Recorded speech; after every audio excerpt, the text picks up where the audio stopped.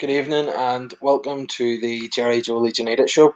Um, we're going to have a look tonight ahead of the Wolves game, and I'm joined by JK and a new face here, Russ. So welcome to the show, guys. Welcome for the first time, Russ. So if you want to get us on the way, Russ, just tell us a wee bit just about who you are and that there, just before we start into the proceedings. Yeah, I've been a Leeds fan from the 2000-2001 season. Went to my first game when I was 9. I'm now 28. I'm 29 in end of March. So last few years of the Premier League season, been all the way down in League One, now back up in the Premier League after 16 years away. I've been doing a bit of sports has been doing a bit of writing and that for covering Leeds and another number of different clubs. And like I've just told JK and Jay, I've just got a new job which starts tomorrow, covering the local club Wolverhampton United as the chief of United reporter for local radio in Rotherham in South Yorkshire, which starts tomorrow ahead of the match against Norwich. Well, I think I don't think there'll be there obviously there's a bit of a local rivalry, but I think quite a few Leeds fans wouldn't be upset to see Norwich getting stuffed. So good luck and good luck in the new job, and obviously it's all very well covering Rotherham, but I just hope that there's no FA Cup draws anytime soon in next season, and you find yourself in that awful position of letting out a cheer when Leeds score and you sitting among the Rotherham ones. But You're no, optimistic. so You're optimistic, Gerry. FA Cup. We don't do FA Cup. You know that. I will probably. I tell you what, it would be a great draw for Rotherham to get, wouldn't it? It would, yeah. I think so. Absolutely. So we'll start off the show just by having one sort of final look back on the Arsenal game. So I know me and you, JK, were talking sort of through the match and stuff, and I think that there was definitely mixed emotions. Where like the first half was just a complete shambles, and then the second half, there was a lot of room for positivity, and it definitely a big improvement. So what would be your sort of final takeaways, JK, on the game? Just what you said there, Gerry. I think we've been here before a couple of times this season. I think about Manchester United away, and probably Liverpool away as well, where I suppose the Liverpool game was a bit closer, but it's another one of those games where you thought on another day you could have got a result, could have got a draw, or even a cheeky win. I watched the highlights just before, just to refresh my memory again, although didn't like doing it, but did it nonetheless. And you look at it again, you say second goal, Sacco. Like I think we got lost in translation, the mini group that we have in terms of penalties. I don't think we started talking across purposes, I think, as to what penalties we were talking about, but nonetheless, I still think even the Melie one, the second one, I would dispute. I know he had the ball, he dithered, but I've watched it again there, and I'm thinking he goes down very, very quickly. Sacco, he knows the goalkeeper's there, so okay, I'm maybe being ultra biased here, but I still think that could have possibly, you could look at that again. I don't think it was a VAR check. I think it was just given, and that was it. The Bellerin goal, Sacco again danced around for a bit, and then Bellerin got through, and it was avoidable on a lot of levels, including the keeper. And then obviously I saw some Arsenal fans criticising other Arsenal fans and other fans about the Smith Rowe. People were saying it was a shot, which it was to me, and it ended up just with Aubameyang, and he scored. A great day for him, obviously, because he hasn't had too many in recent times. I think sort of he picked up. He must have had some issues off the pitch on a personal level. I'm not too sure exactly what they were, but the header from Struijk, very good. The goal from Costa, very good. Bamford penalty, which I still think is a penalty. That chance. I still think two players sandwiched him, didn't make any attempt to get the ball.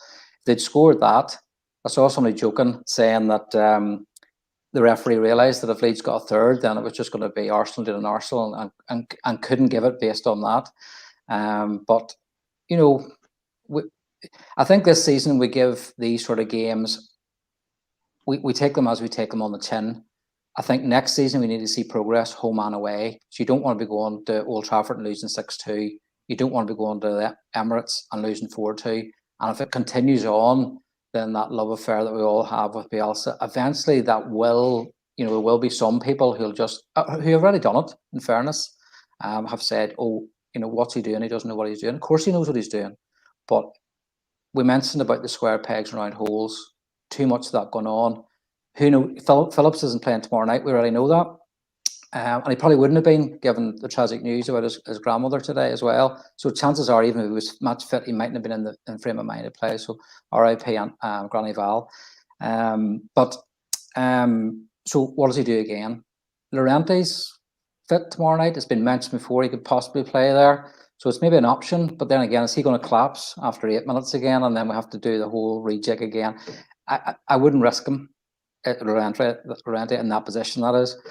But that's my sort of views on it for now. So, as JK says, there also was sad news about Calvin's granny. Like, I know she's kind of become like a bit of a sort of cult figure among the Leeds fans, and so I remember from one of the Amazon documentaries, and she seemed like a real bubbly character, and also obviously. I'm sure like all Leeds fans, our thoughts are with Calvin and the family. Again, you mentioned the penalty, and I don't think I've met a single person who agrees with me whenever I say that I don't think it was a penalty. But like literally everything, I was talking to my dad, I was talking everybody on RB chat, everybody on Twitter, everybody I talked to. But to me, like at the time I watched it, and I didn't even appeal for it. I genuinely didn't even look at it and think. That's a penalty. Like I could see it coming. He took the touch. It was a great wee bit of football. He took the touch, and the touch I thought was a wee bit heavy, and it allowed the defenders to get in. I don't think there was much he could have done, but again, everybody else said it should have been a penalty. So at the end of the day, so at some point you have to bow to what everyone else's opinions are. So you can take on Graham Souness. If you want, you can argue with him. Shirts off, so you go there. So to bring yourself in, Russ, like what were your takeaways from the Arsenal game? Yeah, well, I was speaking to an Arsenal fan who I know quite well, who did actual commentary on this on the Facebook page, which I do commentaries on as well. And I said, first off, we didn't really create anything, and we deserve to be losing at half time.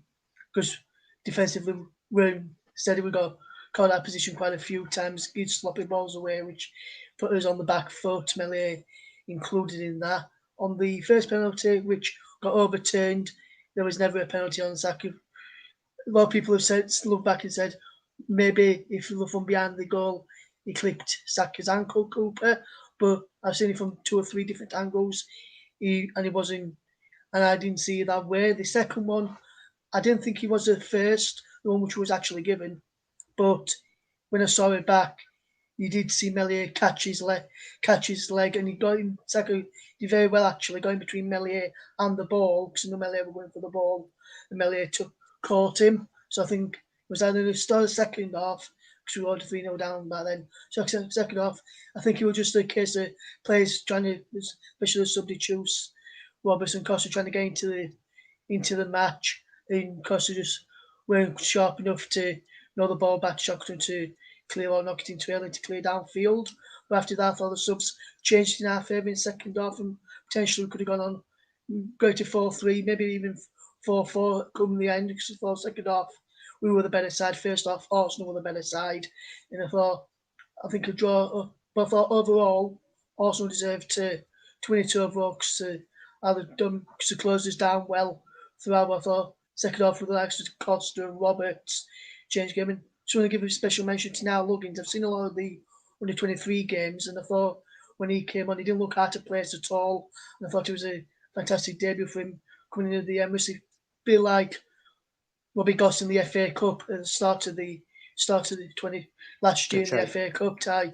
And I thought Huggins did a fantastic debut coming in and having a fantastic debut there. Mm-hmm. So see Huggins. So at one point he looked to be at right back, and then he looked to be at left back, and then I know for the under-23s he plays a bit of midfield. So like where would you say his future lies, Ross?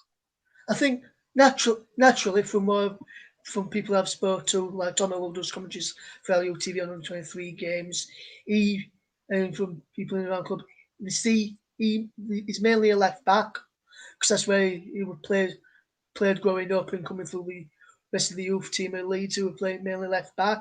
But maybe in this system, maybe he can use both feet and be versatile and can play in other positions, be like Stuart Dallas maybe. So I think maybe he's a natural left back, but we can actually do a job at right back and midfield, be like Stuart Dallas. So I think going forward, maybe a replacement to left back further going down the line as we progress on as a club and these players eventually do move on or retire. But I think he can do a job all over the place. I've been impressed when I've seen him on 23s, and like I just said a minute ago, I had a decent debut at the Emirates. Mm-hmm. So the question then is for JK. So if he's naturally a left back, is Alioski's place under threat? I think he's running out of lives there. In terms of left back, Gerry, he's not a left back. That's the first thing. Stating the obvious, but he's not. And I think Bielsa's patience potentially will run out eventually. Playing him there, whether or not he's not going to dislodge probably Harrison or Rafinha because they switch alternative between right and left, obviously on occasion. So I think his position would be in jeopardy. I could see him on the bench, but we've had Leif Davis for a while, who's been knocking on the door. So for Huggins to surpass potentially two players and play like tomorrow night, it'd be potentially against Adama Traore, and that's a big call. It's not beyond Bielsa to do it. He's done it before. He surprised us on occasion, so it wouldn't be beyond the realms of possibility of him throwing him in at the deep end.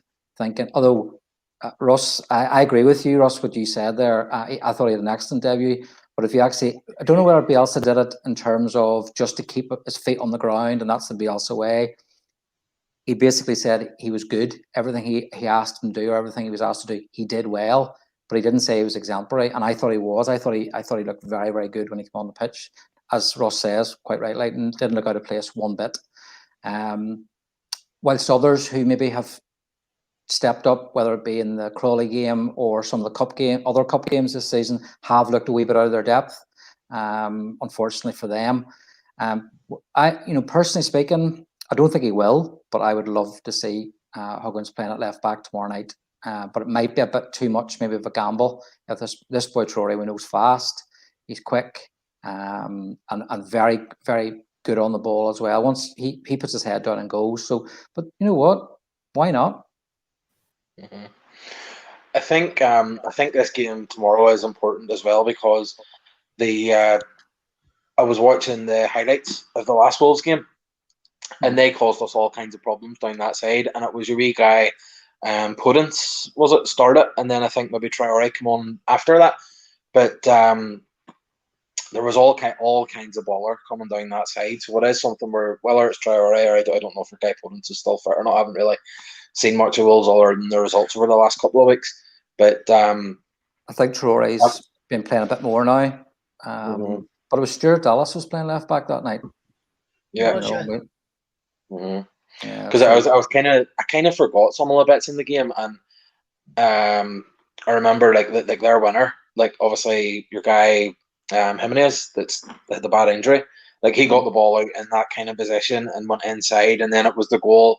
I completely forgot about it, the one where he hit the shot and like Calvin kind of like tried to blog it and headed it and it went in, like, but there was a few highlights where like a wee guy Podence looked to be a threat, and as you say, Traore is one of these players who, like, it's almost like he's an athlete first and a footballer second. It's like he's maybe not the most technically gifted, but whenever he gets a shift on, it's not only that he's fast, but he's so strong as well. Like you see you see the physique of the guy, and he's going to be somebody. He's probably not somebody you want to be putting a kid in, essentially a kid against. Like, but then at the end of the day, Alioski's not the biggest guy either. Like, and I thought he got bullied a wee bit by Saka. So, if you're going up against Traore, that is going to be something to worry about. So with regards, then we've seen a wee bit of the sort of team news. Bielsa today says that Rodrigo and Calvin Phillips are obviously out. Llorente's fit again, and Click, by all accounts, is fit again. So, what do you think, Russ, will be the sort of starting 11 tomorrow night? Do you think that it'll be, like, I'm kind of looking at it and thinking it might just be the same starting 11 that began the game on Sunday, but do you see any changes yourself? I would be looking and I think I would potentially said if Click was out, I would have probably put Shackleton into central midfield, move Bailey back in, and because he's actually said as well he's got other options to play that central defensive midfield role in play where Stroud played at the weekend. So maybe if he's looked at that, Jack Jenkins has played there for the under-23s a couple of times, and he can play them further midfield. So I think if he was out and he did want to put Shackleton into midfield, maybe fetch Jenkins in for his debut in front of that role, because he don't need training up to be in that role, and move early back to right back. So if anything, because I think against Wolves, we may need Elland bombing up and down that flank to cause him a few problems, linking up with Rafinha, which he's done quite well this season. So I'm probably being inclined to fetch him in, but I wouldn't be surprised if he does go with the same side. But maybe that's the only change I would make, if maybe just give Clicker a bit more rest, because with his hip injury, you don't need to reoccur again in this game in very early stages, like we saw with Phillips, early stages, then carry on and then limp off at the end of the past game and then miss these next couple. So we don't want similar to happen with Click with with 3 games in 9 days coming up. Southampton Tuesday, then Villa following Saturday. So we don't really want to see Click missing, especially those 2 big games, especially Southampton who's in and around us in the table at the moment. So maybe be inclined to rest Click, or Shackleton into central midfield, Elland and right back, strikers back as centre back alongside Oops, and put Jenkins in a defensive midfield, and I think that could potentially work. Mm-hmm.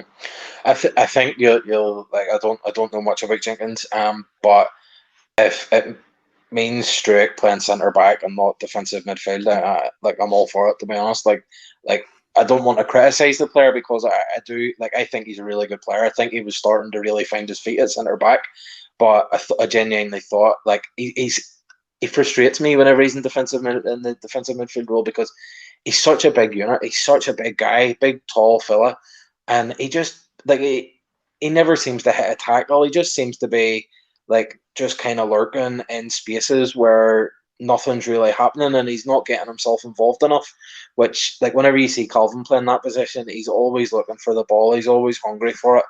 And it does frustrate me whenever Struijk's playing there, but, not to criticise him, because, as I say, I do think there's a very, potentially good defender in there. Just, again, he's not a midfielder.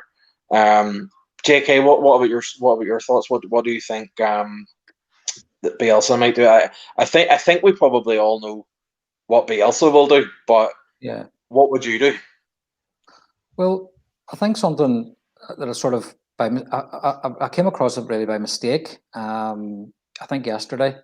I think I'm right in saying the under-23s play tomorrow at, I think it's 12 o'clock or 1 o'clock. Yeah, it's 1 o'clock. It is. It's live on YouTube.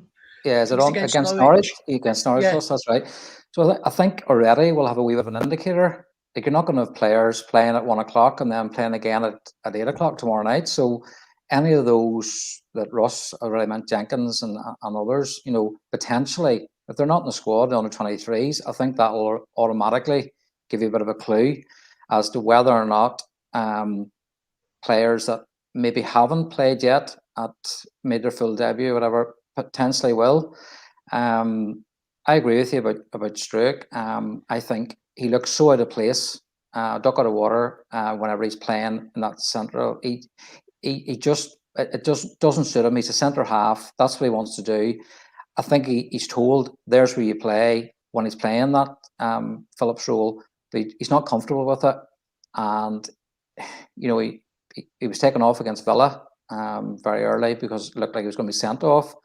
And why they persist with it, I just don't know. I think they're just trying to say to themselves, there's no better alternative. But maybe this week in training, because they knew Phillips was going to be out, maybe they have concentrated a little bit more on that, because we all know Bielsa and his backroom staff are real sticklers for detail. So potentially, as Russ has already alluded to there, maybe a Jenkins, maybe somebody else. He said there's a couple of options there. To pick up on what Russ said earlier on there, he said there are a couple of options. So maybe he will again. There's going to be a lot of surprises if I have my way tomorrow night. Maybe there will be a few. Who knows? We'll wait and see. But yeah, the overall 11, I don't think it's going to fluctuate that much. Like, for example, you've seen people this week on the day of the Arsenal game been very, very critical of the keeper. I'm sorry, but if you want Casilla in as your alternative, Meslier will play unless he's injured, he's got COVID, or he's suspended, or there's a cup game where Bielsa's not that bothered by the result. Casilla will not play otherwise. He'll not play on form. He'll not play because of what Meslier did. And the good thing, I think, on Sunday, just to nip back that briefly, was the thing that I was pleased about. And you look at Becker for Liverpool, established, good goalkeeper. Look at the mistakes he's made. You could see in the Manchester City game and the Leicester game, the players were reluctant to hit the ball back to him. I noticed that Leeds players continued to do what they were doing, because that's what they've been drilled to do. They continued to hit the ball back to the keeper despite the mistakes that were made. I thought that's only going to help the fella's confidence.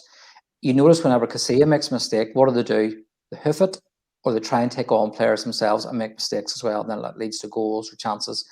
With Meslier, they continue to do what they're doing, which is give the ball back to him, and that's only going to be good for him. But I'm saying, look, I agree with one thing that people say: he needs challenged. He needs an experienced goalkeeper.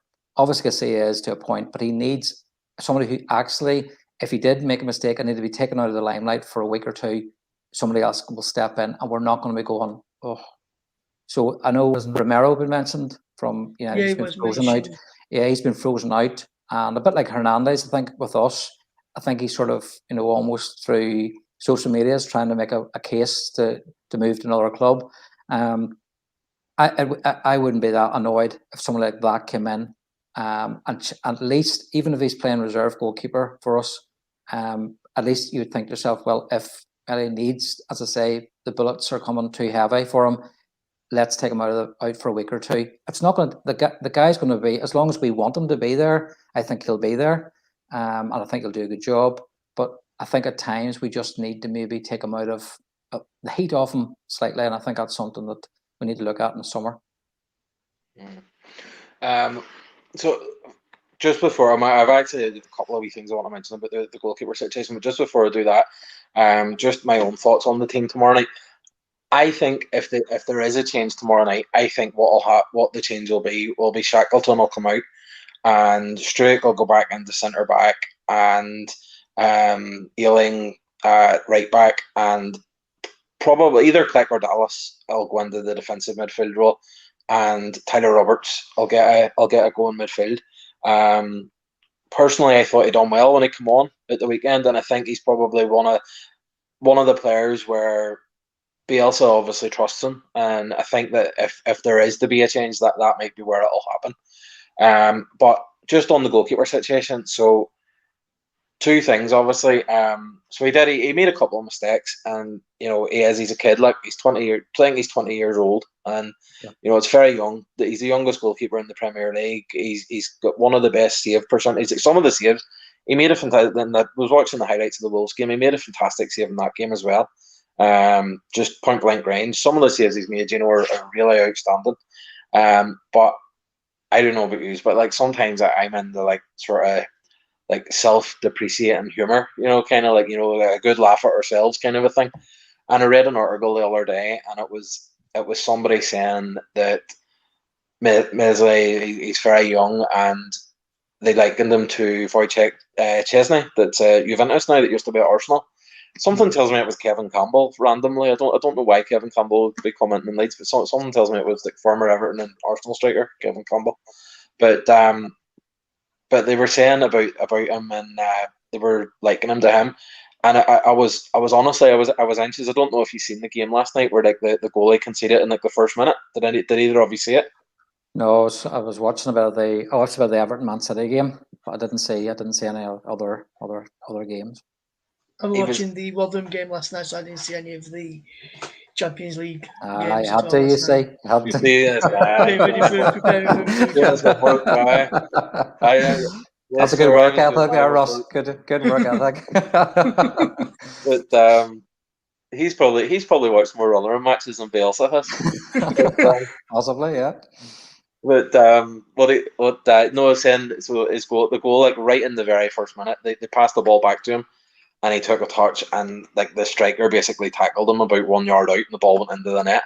And I was sitting thinking to myself, how would Leeds Twitter take that? You know, like would they joke about that there, the comparison? But I decided against it because I thought maybe I would get somebody. Again, Chesney over the years is a keeper that has had records. All keepers do, and they're all highlighted, aren't they? But Chesney is one that at one stage when Arsenal were absolutely on their knees, he and the Wenger era, and he was one of the scapegoats, no two way. I remember a couple of things he made mistakes and he was blamed. So if Meli continued to do that season in, season out, I think ultimately then he would be gone. Yes, but for now we stick with him because we're pleased what he's done. You could see on Sunday, it's the first time I've ever seen him in any way cross either with himself, the defence, the overall. I don't know what it was. We could see a lot of.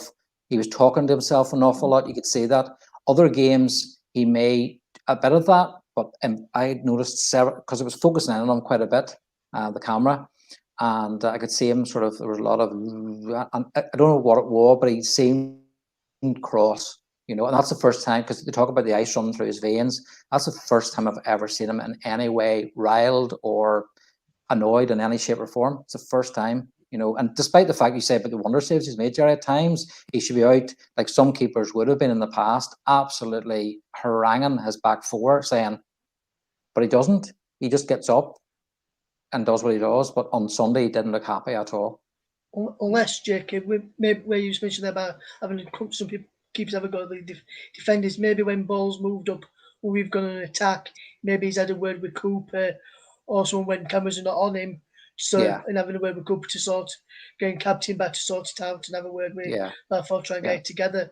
And maybe they do it in dressing room at half time. I think it's, as I said, Russ, I think it's Sunday because there was so much action involving him. I think we saw a lot more of his face and a lot more sort of footage of him than we normally do, perhaps. And that's. But you could be 100% right in what you're saying, that there's maybe more private.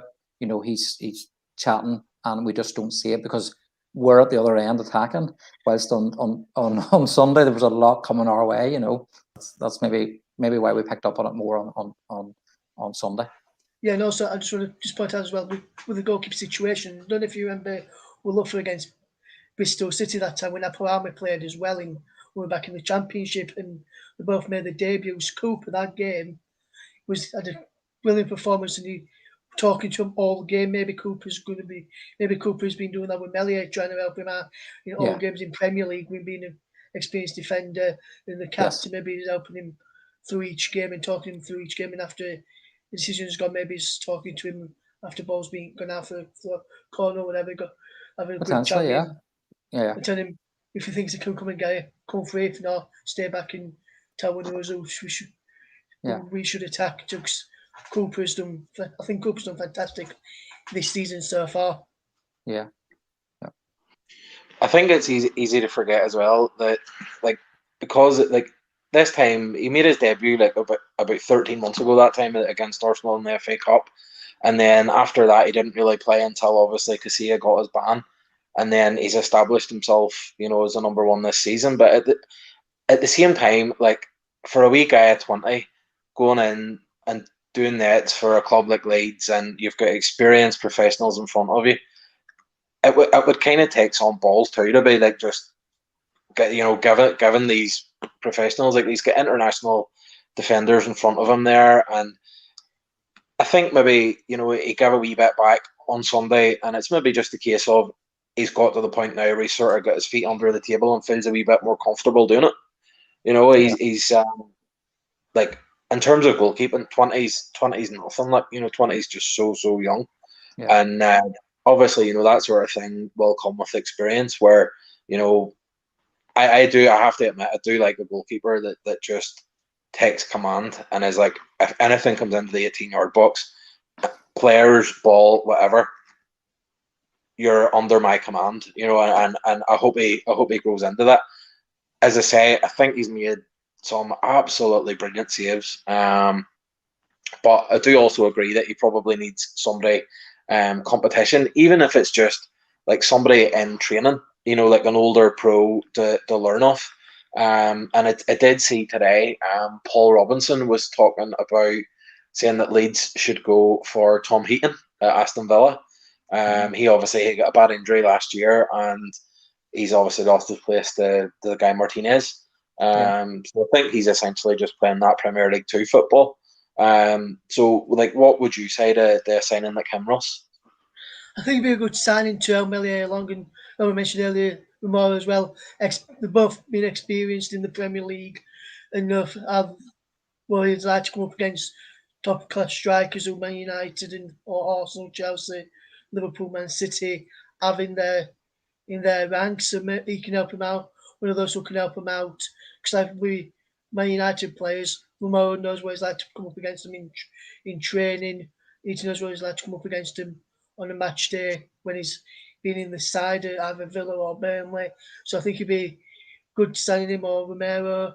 There's a couple of others which I'm not going to name who in case, because a couple of others are likely going to play for the clubs, and I don't want to, if any of their managers or press people see this, I don't want to think I'm touting them for Bielsa to come and sign him. So tell you, make sure those two are fair to you, but there's a couple of others, experienced ones who I think could learn from all, even if Bielsa gets clips from them and shows them in training and what to do, and with someone say like Heaton or Romero there as well, showing him, and that potentially could work.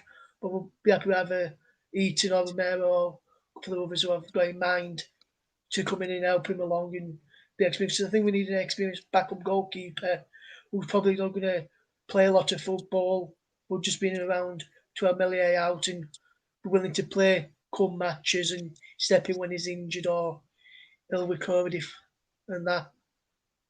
So that's my take on it, Gerry. Yep. Does anybody know what Richard Wright or Neil Sullivan are doing these days? They always seem to. I think Neil Sullivan. Last time I heard, Neil Sullivan was still part of the academy coaching staff at Leeds with the under 23 goalkeepers. Is he? Yeah. He's a good person to have around. He's definitely a good person. Well, here's the name, just before you ask me what you're going to ask me. And Man City are looking at time down again. Scott Carson, former Leeds goalkeeper. Why not? Mm-hmm. Why not bring him in? Because two things. First of all, I think very good keeper, and secondly, well, I'm going to do three things actually. Very good keeper, ex-Leeds, and thirdly, would step in, and you wouldn't be that nervous again if he did step in. Casilla have already said it. The man's on. Is he on £30,000 a week? He's earning 30,000. When I say earning, in inverted commas, he's on 30 grand a week for nothing. He's doing absolutely nothing to earn that. To me, he's no interest in actually stepping up and challenging. Maybe from what I can see, he doesn't seem that bothered. Even the under 23 games, if he plays, doesn't look. If a goal goes in, he sort of turns around like he does when it's a championship or a cup game. Sort of looks at the defence as if to say that's on you. So I think we need, like, if you can free up £30,000 a week, that's a lot of money. He's one of the highest earners, if not the highest earner of the club. I don't know, maybe some others who have come in, Rodrigo and Llorente and Koch, etc. I'm not entirely sure what sort of contracts they come in on, but certainly was one of the highest earners, if not the highest. And he could to free up that money, I wouldn't have thought you'd be paying Romero or Carson that sort of money, and it would mean you could maybe go and potentially sign another player as well with the money that would free up from Casilla. Sorry, Gerry, you go ahead. What were you going to ask me? No, I was just going to basically what I'll do first is I'll touch on the £30,000 a week. I think probably too at some point, like, we're looking at it in 30,000 and thinking, she's like, that's £30,000 that's just getting wasted there in a reserve player. But see, now that we're in the Premier League, you're probably going to have to pay anybody at least £30,000 a week. So it's probably it's going to be interesting to see how we kind of cope with, as players start demanding Premier League money. Well, the point I was going to say, fact is now you're a millionaire at the end of the season, practically, no matter who you are in the Premier League. It's as simple as that. The amount of money that people are earning, you're a millionaire at the end of the season, whether you kick a ball or not.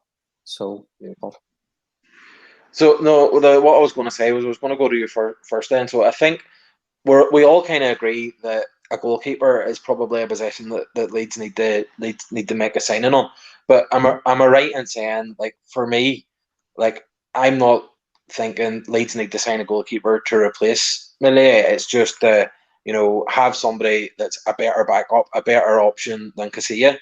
Am I right in saying that, JK? Yeah. Yeah. That would be my viewpoint. I think we just need to have somebody who is, as things are, I think both Melier and Casilla are very comfortable in the positions that they're in. As in, Melier probably thinks, doesn't really matter what I do, I'm not going to be dropped. And I don't mean that he's being cocky or arrogant by that. I think that's just fact. But I also think equally, Casilla's thinking, I'm not going to come into the first team and have to worry about the first team, despite what happens with Melier. So, there's an equilibrium there, which is a false one, in my opinion, in that neither keeper are worrying about their respective positions, because neither think Melier's not been challenged by Casilla and vice versa. So yes, I would agree. We need to bring in somebody that's, somebody who's just going to put that, as I said earlier on, a little bit of heat on Melier. Not to say, I'm here, I'm going to take over. If he got, like, let's be honest, Melier is young. Say, for example, he got injured. The option at the moment would be Capril to come in.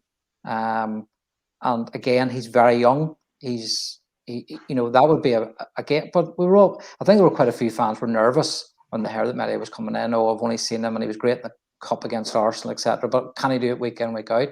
Well, pretty much he has proved he can. But if you had to do that again, so Melier got injured, but Bielsa doesn't trust Casilla and puts in Capril, then that would be that whole process starting again. So I think you need to bring in that in between, because I think ultimately Capril potentially could, become first choice further down the line, but that is further down the line. I think we just need to have that, we've mentioned Russ says he doesn't want to say the names, and I get where he's coming from. He's in a different position than I am in terms of journalism. I'll mention, Lee Camp. You've people like that. He's at Manchester United. They're looking to tie him down. I think that speaks volumes. The two Manchester clubs have, albeit third choice keepers, but they're third choice keepers nonetheless. They could be second choice elsewhere. They're that caliber. So that's another name potentially. I'm only saying that, but if I had a good think about it, I could probably give you, next time on, Gerry, I could give you 5 names that I think would be better as alternatives to Casilla, because he's just not an option as far as I'm concerned at the moment. I know what you're playing at. You're going to wait for us to tell us the names off air, and then you're going to go. I wouldn't do it, Gerry. I wouldn't dare do that. But kind of Russ actually losing his job before he actually even starts. We can't have that now. Come on. Rotherham's first team goalkeeper. Rotherham's reserve goalkeeper. But I couldn't even tell you who is Rotherham's first choice keeper. At the moment is Victor Johansson, who joined this summer from Leicester. In second choice at the moment, well, he actually came in as second choice for Victor Johansson, because first choice at the beginning of the season was a former Leeds loanee, Jamal Blackman. Oh yes, He's now second choice then, and the third choice. Chelsea, wasn't it? Yeah, he's on loan Yeah. from Chelsea, Rotherham, and the third choice for Rotherham is Josh Vickers, ex-Lincoln. At the Right. moment, they're the 3 goalkeepers Rotherham's got on the books at the moment. Don't the first name you mentioned to me, even though he's first choice, the other two, yes, mean something to me. Blackburn, obviously, for obvious reasons. But Blackburn not playing for a period there. Was he not playing earlier on in the season, and then has he lost his place, or did he get injured?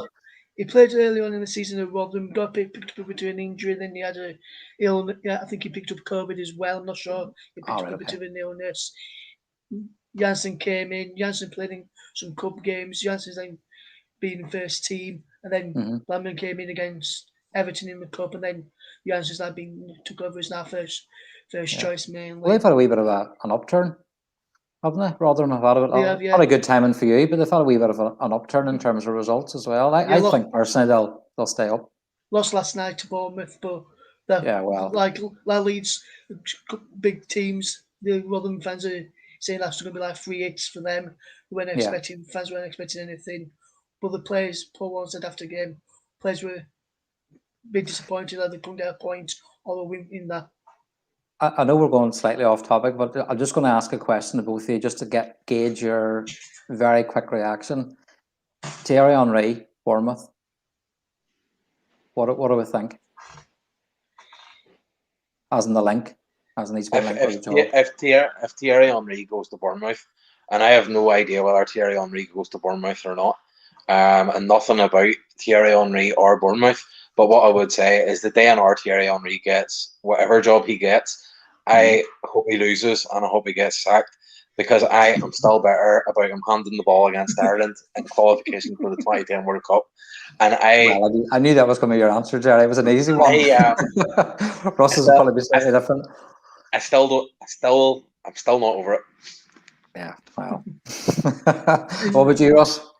I think, like I was listening to last night on Sky before the Rotherham game started, up play pundits on there, Keith Andrews and one other's gone who he was now, and they both said he needs some championship experience alongside him to work, and that's what a lot of people have said as well. I think he does. Maybe say if he fetches in someone who's been in the championship, who knows the division, and work alongside him, it could work out. But as long as he doesn't do well, Lampard did have one season in the championship with Derby or with Bournemouth, say, get promoted, then move on to say like Arsenal. If Arteta does leave eventually and goes there and it don't work out, then sack Brooks. I think he's doing a good job with Montreal Impact at the moment in the MLS where he is at the moment, and he seems to be doing well in his coaching career. So if he goes there, good luck to him. Personally speaking, I agree with Gerry's sentiments. Never forgiven. But aside from that,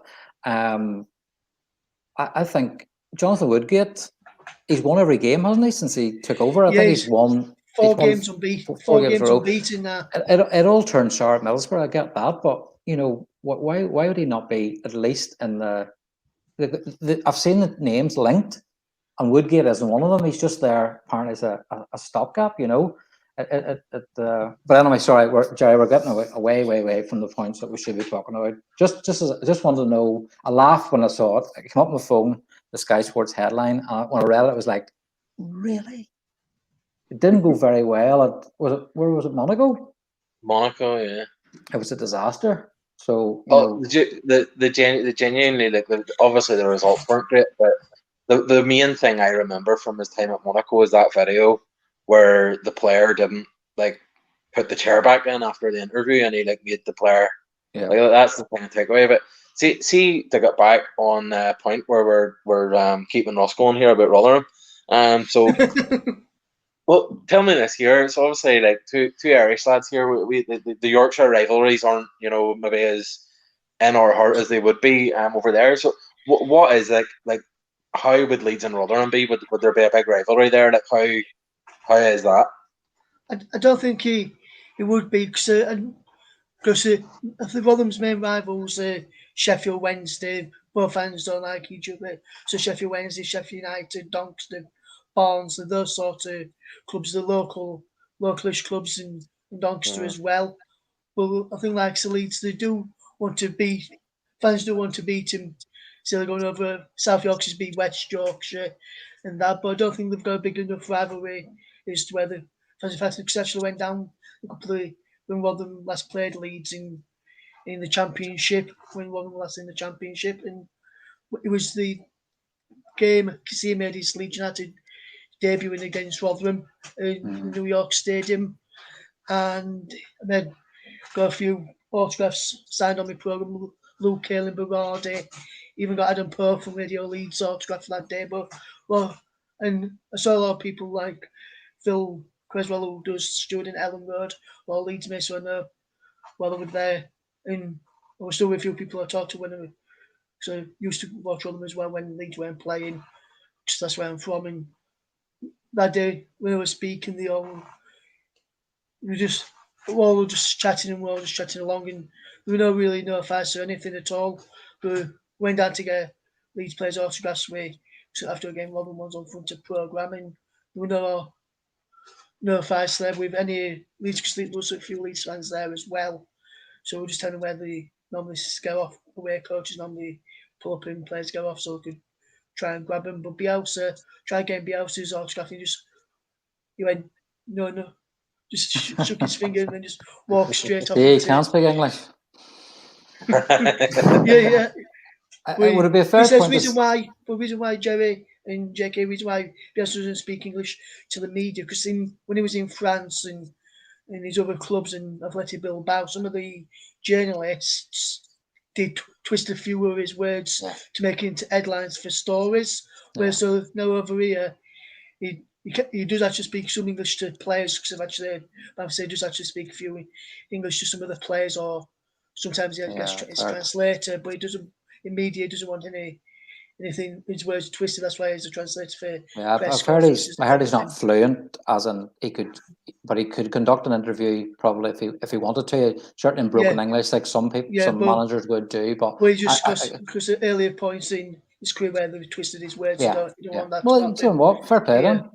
You know, why not? He's earned that. As far as I'm concerned, he's earned that in terms of the right to do it. What I was going to say to you, Russ, is it a fair comment to make that in terms of Yorkshire, that Leeds, and probably more so now, because we would have a few that maybe kept it under their hats, but we probably Rotherham, Barnsley, and maybe other places, you would have quite a strong Leeds support anyway. You know, they don't necessarily support their local team. You would have that maybe not so much in Sheffield, but definitely I think I've heard, in certain areas of Yorkshire, Leeds would have a strong support outside of Leeds itself. And would that be a fair comment? Yes, because there's quite a few who actually live in Rotherham, some live in Barnsley. I would go to matches with the Mexby Supporters Club in Rotherham, and we pick up a warm well in Barnsley on way to games when we could actually go to games, and people come from Swinton and all over Rotherham to get picked up and off upon learning Rotherham. So and so there's quite a big contingent there. And loads of one time I went to an England game with my dad, and there was this one kid who come from near Ipswich and we're St Albans, and you actually sat behind me in one of the matches at Elland Road in the area I went, and actually recognised me from Leeds matches at an England game, and we were still talking before, and so there's quite a few travelling from all over different places, and we've got quite a few on in our supporters club, where I normally go to Leeds games with, so there's quite a few up this area. Yes, JK. Right. Yep. Good to know. Okay, so just before we wrap up, then we'll get my least favorite part of the show, the prediction. So we'll start then with Ross. What's your prediction for tomorrow night against Wolves? Well, just before I start, I've been looking so far this season in the games that we've played. We've either won if we've lost away from home, we've either won or drawn at home in games. No one so far, touch wood, I don't want to jinx it now. No one's done the double over Leeds yet this season in the Premier League from when we played them twice. I think we'll try and do that again tomorrow, and I think we will get a win. And I think Bamford will get the first goal, and we'll win 2-1. Wolves will then equalise, and then there'll be a last-minute winner for Mateus.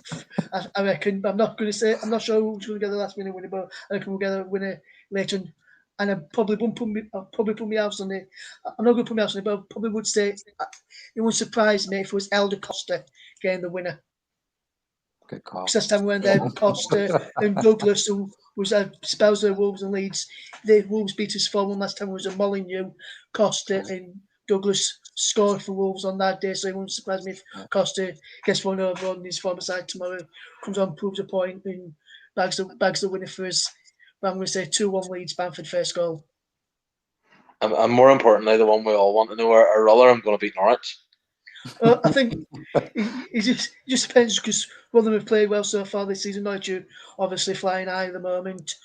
Well, Norwich only just beat them last time at the New York Stadium earlier on in the season. 2-1 was last minute penalty in that one. So if Rotherham can take out some of the play that they played yesterday in previous weeks, I think Rotherham could probably potentially cause a shock. I think Rotherham may get a point in that one. I don't think they'll win it, but I think they could get a point in that one. Okay. I get a wee bit of you sometimes for having people say I've got more clubs than Tiger Woods, but I'm gonna add Rotherham to the list, and I'm going to be keeping a wee eye out for your coverage. And so obviously good luck with that, and I hope it all goes well tomorrow, and the matches and everything. But so JK, what's your prediction?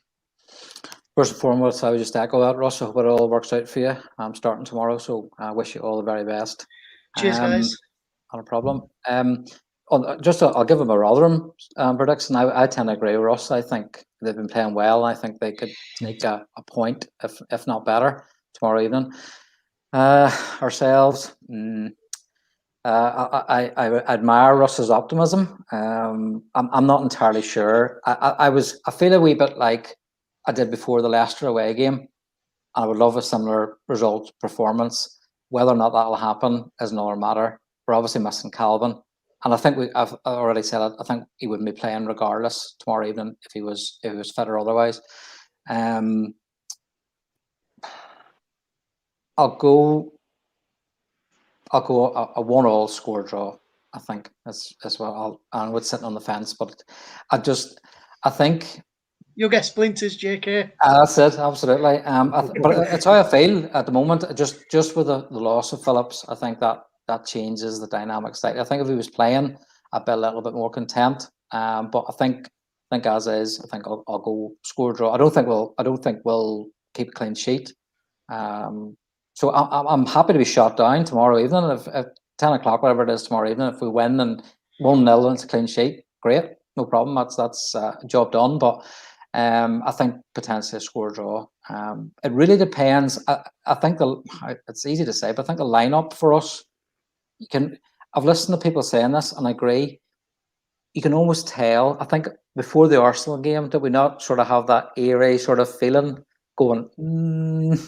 And then other games as well, we felt a bit like that. In the past where we thought this lineup just doesn't look 100% right. So I think Alioski, Klitsch, a couple of other players, are they playing or they're not going to be playing? I'm like Russ. I wouldn't risk it. I would keep him. If he's not 100% fit, if you have to substitute him either at halftime or earlier, like we had to do on Sunday, I think that's a waste of a sub. You want to bring a sub on to make an impact, not because you have to bring them on. So I think, again, rest one or two like that, but I'll go score draw just for this evening. I think for me, what Ross said about the record, about like nobody's done the double over us this season, it's something that I've been kind of keeping a wee eye on, and it's something that I feel like if we could get out of it this season without as many teams as possible having done the double on us, I'd be delighted. So I would be quite happy to take a draw tomorrow night.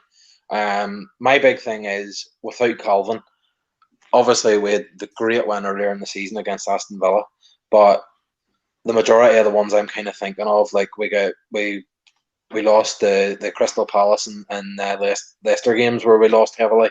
We didn't really do ourselves justice in the first half at the weekend. So for me, I feel they've got something to prove, that they can play without Calvin Phillips. And whenever there's been a few times I've felt they had something to prove, they've done it. So I think that Leeds will win tomorrow night. But I actually think we're in for a good game. I think it's going to be a high score, and maybe 3-1, 3-2 kind of a game. I think it's going to be a good one. Like, I think there's obviously not necessarily a good one for us because we'll all be having kittens all the way through it. But for any neutral, I think it'll be a great game.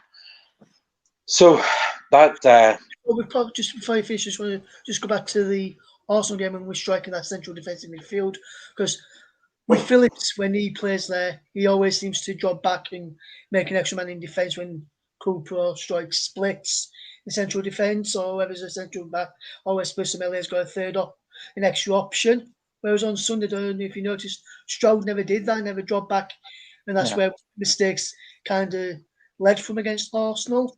So I would be inclined to say, to strike, if you look at what Phillips does when he's in that role, make sure when his centre back split, you'll drop in if you're playing in that central midfield role to give Meslier another option of playing out, and then if he plays it to you, turn and look for Dallas, whoever's playing right back, Shackleton, whoever, to get forward with down the left, or even look over on the left to play it out that way, or even take it upfield. And that's what we missed. Calvin being that one where he drops back, picks up the ball, turns on it, looks forward for the pass, where Stroud stayed forward, which gave Meslier a bit of space to try and find him, and also cutting it out quite easily. I forgot to mention that earlier. I just wanted to get that in before we finished. Fair play. Yep. I would tend to agree with what you're saying there. Straight, I just think his positioning was all wrong, and I don't want to stick the boot in because it's not his natural position. But yeah, I would agree. Like, he wasn't maybe whenever we were defending, he maybe wasn't coming deep enough, and whenever we were attacking, he was maybe too deep. He just didn't seem to be getting involved in the play for me, and for a big fella that he is, I think he could have done better. But as I say, he's not in his position, and I just hope that it doesn't knock his confidence too much, and he gets back to playing well at centre back when he's ready to.